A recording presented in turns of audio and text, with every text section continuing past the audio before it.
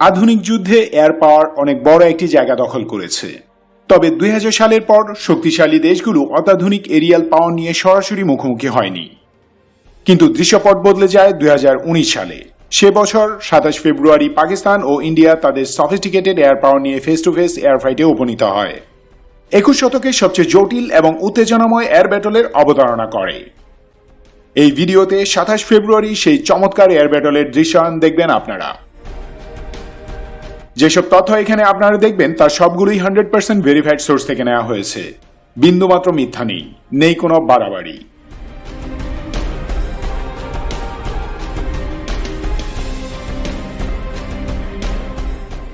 14 ফেব্রুয়ারি 2019 পুলওয়ামাতে ভারতীয় সিআরপিএফ আক্রান্ত হয়। দিল্লি দোষ চাপায় পাকিস্তানের ঘাড়ে। এদিকে ইন্ডিয়াতে ইলেকশন। মোদি সেই ইলেকশন জেতার জন্য পাকিস্তানের অভ্যন্তরে এয়ার স্ট্রাইকের প্ল্যান করে।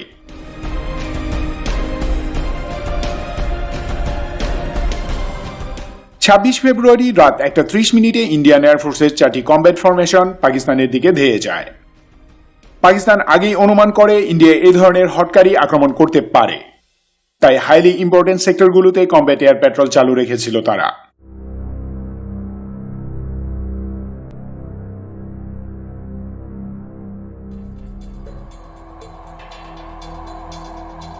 কিন্তু 4টি ইন্ডিয়ান ফরমেশনের 3টি পাকিস্তানি এয়ার স্পেসে প্রবেশ না করেই পালিয়ে আসে।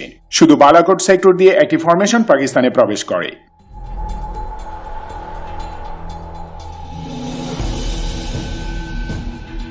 বারোটি মিরেজ 2000 এবং 8টি Sukhoi 30 MKI fighter jet, early warning aircraft ও এরিয়াল রিফুয়েলিং ট্যাঙ্কারের সাপোর্ট নিয়ে তারা এগিয়ে যায়। ফরমেশনে 6টি Mirage, Israeli Spice 2000 stand off weapon এবং বাকি 14টি বিমান এয়ার টু এয়ার মিসাইল নিয়ে এসকর্ট মিশনে যুক্ত ছিল। পাকিস্তান এয়ারফোর্স ইন্ডিয়ান এই ফরমেশন ডিটেক্ট করে ফেলে। ইন্ডিয়ান এয়ার অ্যাটাক ঠেকাতে তারা এয়ার ডিফেন্স অ্যালার্ট মিশনে নিযুক্ত F-16 ও JF-17 থান্ডারের কমব্যাট এয়ার পেট্রোলকে সেদিকে ফ্লাই করায়।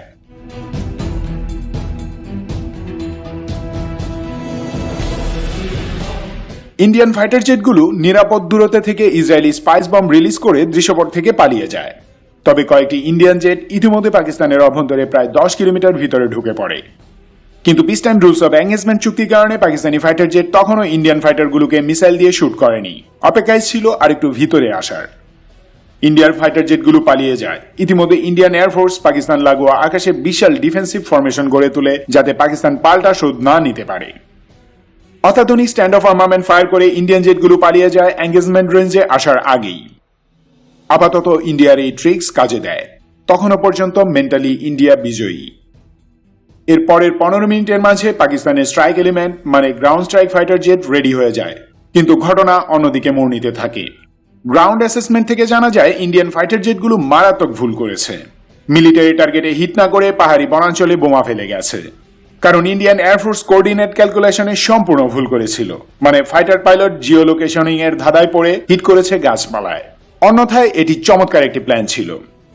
সত্যিকার কোনো ক্ষতি না হয় পাকিস্তান এয়ারফোর্স তৎক্ষণাৎ কোনো অ্যাকশন নেওয়া থেকে বিরত থাকে। কিন্তু তার চেয়েও বেশি দুঃসাহসী একটি মিশন প্ল্যান করে তারা। অত্যন্ত উত্তেজনার মাঝ দিয়ে 26 ফেব্রুয়ারি দিন ও রাত পার হয়ে যায়। পরের দিন অর্থাৎ 27 ফেব্রুয়ারি সকালে শুরু হয় পাকিস্তানের অপারেশন সুইফট রিটর্ন। সকাল 9টায় দিনের আলোয় 12টি F-16 ও 8টি JF-17 thunder beyond visual range ও ইনফ্রারেড গাইডেড মিসাইল নিয়ে আকাশে ফ্লাই করে। এর পিছনে ফ্লাই করে 4টি মিরেজ ও 2টি JF-17 থান্ডারের সমন্বয়ে 2টি গ্রাউন্ড স্ট্রাইক ফরমেশন।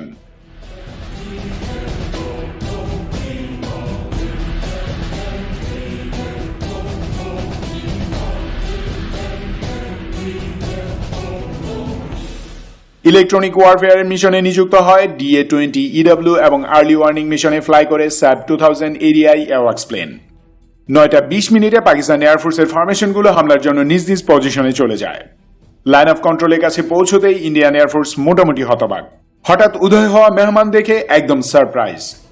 9:25 2টি JF-17 থান্ডার প্রথম অ্যাটাক শুরু করে। থান্ডারগুলো ইন্ডিয়ান আর্মি ব্রিগেড হেডকোয়ার্টার লক্ষ্য করে 1000 পাউন্ডের 4টি REK আর্মামেন্ট ফায়ার করে।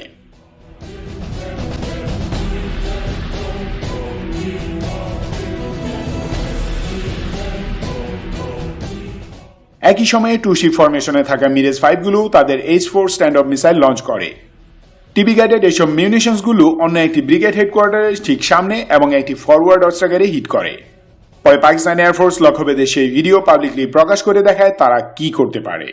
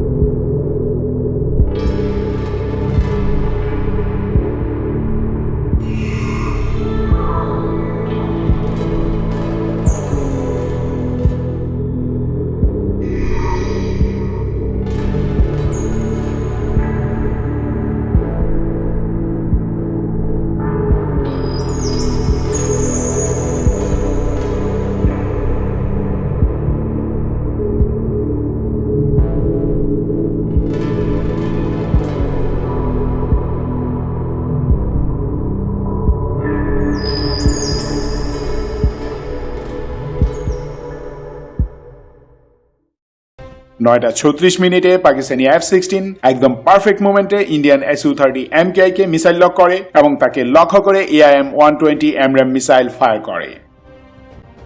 ইন্ডিয়ান Su-30 MKI মিসাইল থেকে বাঁচার জন্য সব রকম চেষ্টা করেছিল, কিন্তু কিছুক্ষণ পরেই সমস্ত পাকিস্তানি আর্লি ওয়ার্নিং রাডার ও গ্রাউন্ড রাডার থেকে Sukhoi 30 ভ্যানিশ হয়ে যায়। এরপরে আর তার রাডারে দৃশ্যমান হয়নি। দৃষ্টিসীমার বাইরে এরিয়াল কিলের ক্ষেত্রে এটি একটি প্রমাণ বা এটি একটি ভ্যালিডেশন সিস্টেম। উইংম্যানের অবস্থা থেকে সেকেন্ড Su-30 MKI সুপ্রিমেসি হারিয়ে এয়ার ব্যাটল ত্যাগ করে। যখন Su-30 MKI হিট হবার খবর ইন্ডিয়ান এয়ারফোর্স হেডকোয়ার্টারে পৌঁছায়, তখন তারা একটি Mi-171 হেলিকপ্টারকে সার্চ অ্যান্ড রেস্কিউ মিশনে নিযুক্ত করে। এদিকে ইন্ডিয়ান এয়ার ডিফেন্স ইউনিটকে বলা হয়েছিল যে কোনো অচেনা এয়ারক্রাফট দেখা মাত্রই যেন ভূপাতিত করা হয়।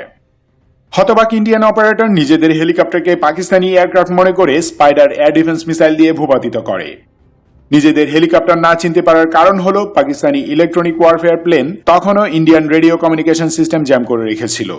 ফলে Mi-171 পাইলটের কাছে যখন গ্রাউন্ড এয়ার ডিফেন্স সিস্টেম থেকে পরিচয় জানতে চাওয়া হয়, তখন সে কোনোভাবেই যোগাযোগ করতে পারছিল না।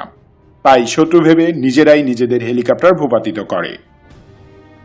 ওদিকে দুটি ইন্ডিয়ান মিরেজ 2000 তখনও পাকিস্তানি F-17 থান্ডারকে ধাওয়া করছে, কিন্তু টার্গেট লক করতে পারছিল না থান্ডারের অত্যাধুনিক কাউন্টার মেজার সিস্টেমের জন্য। এই কাউন্টার মেজার এবং ইলেকট্রনিক ইন্টারফারেন্সের জন্য ইন্ডিয়ান মিরেজ পাকিস্তানি F-17 থান্ডারকে রাডারে লক করতে ব্যর্থ হচ্ছিল বারবার। তারা তাদের কমব্যাট কন্ট্রোলার সেন্টারকে জানায় তাদের রাডার ডিসফাংশনিং, এবং এরপর তারা এয়ার কমব্যাট থেকে ডিসএঙ্গেজ করে এবং পালিয়ে যায়। কিন্তু পরে জানা যায় তাদের রাডার আসলে ঠিকই ছিল। পাকিস্তানি ইলেকট্রনিক ওয়ারফেয়ার প্লেন তাদের পজিটিভ রাডার সিগন্যাল শনাক্ত করেছিল। যাই হোক, ইন্ডিয়ান পাইলটেরা সারপ্রাইজড হয়ে ফিরে আসে। পাকিস্তান তার মিশন কমেন্স করেছে সকাল 9টা 25 মিনিটে। এরপর ইন্ডিয়া তার প্রথম জেট স্ক্র্যাম্বল করেছে 9টা 45 মিনিটে। এর মাঝে তারা ভেবেছিল যে কয়টি Su-30 MKI ও মিরেজ 2000 আছে তারাই পাকিস্তানি এয়ারফোর্সকে একটি শিক্ষা দিয়ে দিবে।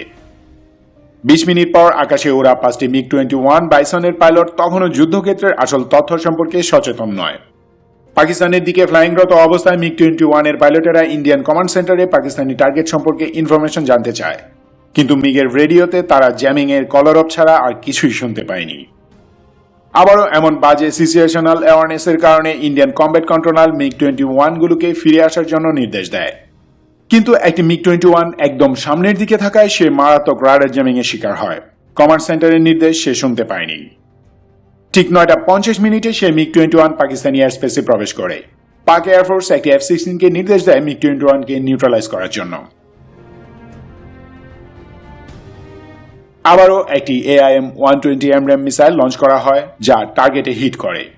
পাইলট নিরাপদে ইজেক্ট করলেও পরে পাকিস্তানের মাটিতে। সে বন্দী হয় পাক আর্মির হাতে। সেই পাইলটের নাম আপনারা সবাই জানেন, তাই আমি আর বললাম না। এরপর পাকিস্তান এয়ারফোর্সও আর কোনো এঙ্গেজমেন্ট থেকে বিরত থাকে, কারণ তারা জিতে গিয়েছে। 30 মিনিটের এই এরিয়াল ব্যাটলটি 21 শতকের সবচেয়ে সফিস্টিকেটেড এয়ার ব্যাটল হিসেবে স্বীকৃতি পেয়েছে।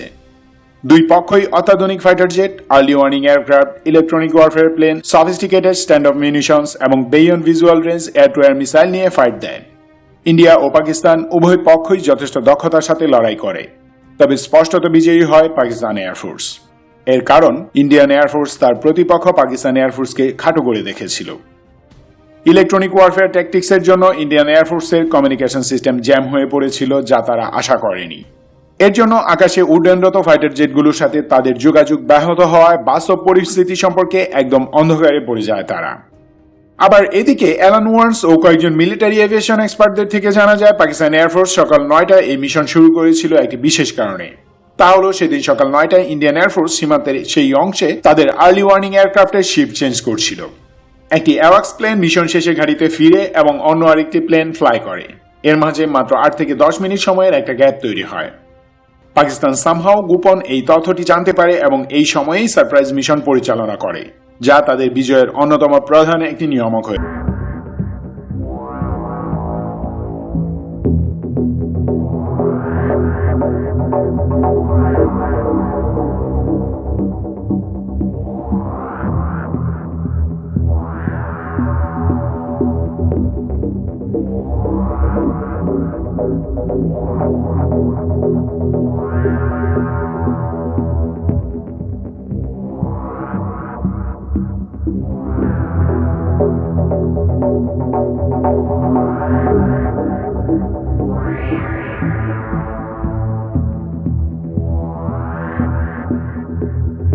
বাংলাদেশ চ্যানেলটি সাবস্ক্রাইব করে থাকেন তাহলে আপনাকে আন্তরিক ধন্যবাদ। আর যদি অলরেডি সাবস্ক্রাইবার না হন তো please hit the subscribe button and tap on the bell icon right now.